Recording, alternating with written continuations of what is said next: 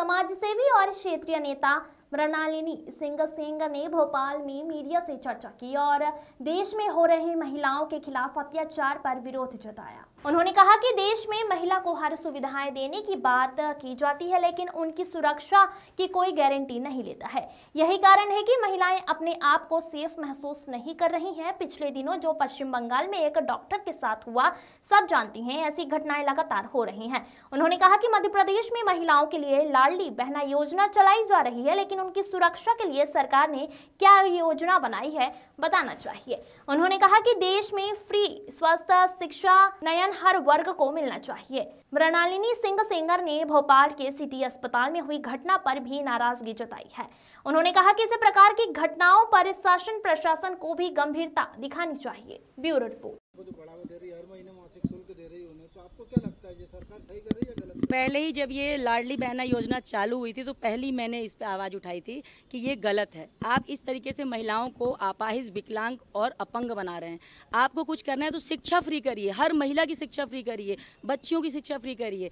देश में मैंने कहीं पढ़ा है शिक्षा, न्याय और चिकित्सा के अलावा कुछ भी फ्री नहीं होना चाहिए। आप पैसे देके वोट बैंक बढ़ाने के चक्कर में आप दे रहे हो और बढ़ाते जा रहे हो। आप मुझे बताइए, अभी सिटी हॉस्पिटल में परसों घटना घटी रात को, उसमें भी पता चला है कि बीजेपी के कोई पार्षद हैं, वही मिले हुए हैं, उनके लोग हैं। अब पार्षद अपनी पावर का गलत उपयोग कर रहा है, ये सही है क्या? वो जिस हॉस्पिटल में सब्यसाची गुप्ता जी हैं, जो उनकी वाइफ के ऊपर भी हमला हुआ, वो भी तो लाडली बहना है माननीय हमारे सीएम साहब की। तो क्या उससे मिलने आए वो अपनी बहन से? इतनी बहनों को पैसा दे रहे हैं, ये कर रहे हैं, तो उस लाडली बहन से मिलने आए क्या? तो सारी महिलाओं को एक समान आप देखिए ना। आप उसमें क्राइटेरिया बने, इनको देंगे, उनको पैसा देना टोटली गलत है। लाडली बहना तो तुरंत बंद होना चाहिए, लेकिन पता नहीं सरकार इस पर स्टेप नहीं ले रही है। अभी मजदूरों का न्यूनतम वेतन दर बढ़ा, उस पर किसी ने स्टे लिया, वो बंद हो गई। लेकिन लाडली बहना के लिए मैं हर रोज बोल रही हूँ, लेकिन वो बंद नहीं हो रही है। क्या है पता, सरकार अपने वोट बैंक के चक्कर में बहुत अराजकता फैला रही है।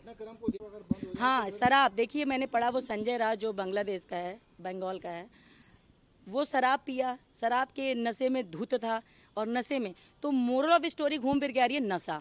तो नशा हमारे मध्य प्रदेश में तो भाई गोविंदपुरा क्षेत्र में मैं रहती हूँ, गली गली गुच्छे गुच्छे दारू की ठेके खुले हुए हैं।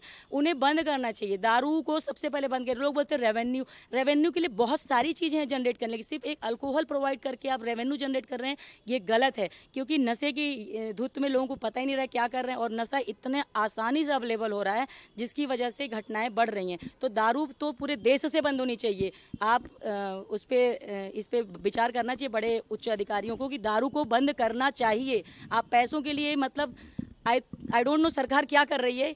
हर एक नशा इतना आसानी से उपलब्ध हो रहा है, क्यों हो रहा है? अभी मैंने कहीं सुना था कि इंदौर में महिलाओं के लिए खुल रहा है। आप बताइए, इस चीज़ों से बचाने की बजाय आप उनको और सुविधाएं दे रहे हो कि बैठ के पियो।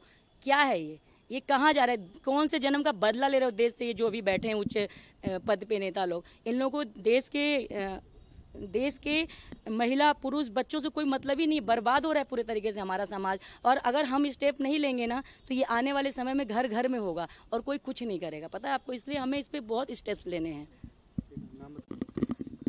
अत्याचार को लेके क्या कहना है? देखिए, अभी वेस्ट बंगाल में कैसा हुआ, उस पर सीएम वहाँ पे मार्च पास निकाल रही हैं। उन्हें मार्च पास निकालने की ज़रूरत है? कोई इसकी आवश्यकता है? वो सीएम है, वो उनकी राज्य की पुलिस क्या कर रही है कि वो सीबीआई को उस केस को सौंपना चाह रही हैं।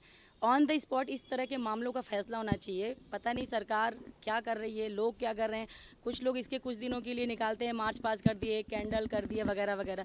मुझे लगता है इन सबको करने से बेहतर है कि इस पर एक बहुत अच्छा तगड़ा स्टेप लेना चाहिए और उन्हें तुरंत ऑन द स्पॉट इन्हें सज़ा देनी चाहिए, तुरंत देनी चाहिए। इन्हें जेल में रख के हमारे टैक्स के पैसों को वो खिला रहे हैं। इस तरह के क्रिमिनल्स लोगों को बैठ के पाल रही है सरकार। क्यों पाल रही है?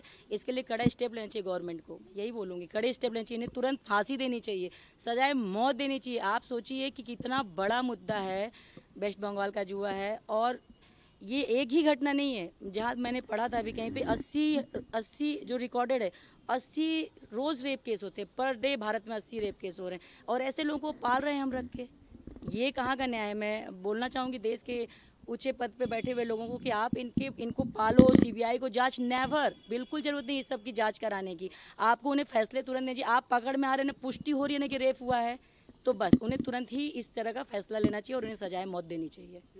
मैं वही तो कह रही हूँ कि इस तरह की घटनाएं हो रही हैं। मैं यही कहूँगी कि टीकमगढ़ के जो क्षेत्रीय नेता हैं, क्षेत्रीय विधायक हैं, क्षेत्रीय पार्षद, व्हाटएवर जो भी बैठे हैं पद पे, उन्हें इसका स्टेप लेना चाहिए। और ये काम नहीं कर पा रहे तो ये इस्तीफा दें, क्योंकि सरकारी अधिकारी जब काम नहीं करता है तो उसे हम क्या करते हैं, इस्तीफा दिलाते हैं। तो ऐसे नेता हैं, अगर ये अपने पावर का उपयोग सही कामों में नहीं कर पा रहे तो इन्हें भी इस्तीफे देने चाहिए। मैं यही बोलूँगी कि ये लोग अपना काम करें, सिर्फ काम करें जिसके लिए बने, और ऐसे रेपिस्टों को पालें नहीं कि उनकी माँ रो रही है, उनका भाई रो रहा है। नेवर, बिल्कुल इस पे इनको एकदम ऑन द स्पॉट फैसला लेना चाहिए और इन्हें फांसी ही देनी चाहिए, सजा देनी चाहिए। सरकार उचित कार्रवाई नहीं करती।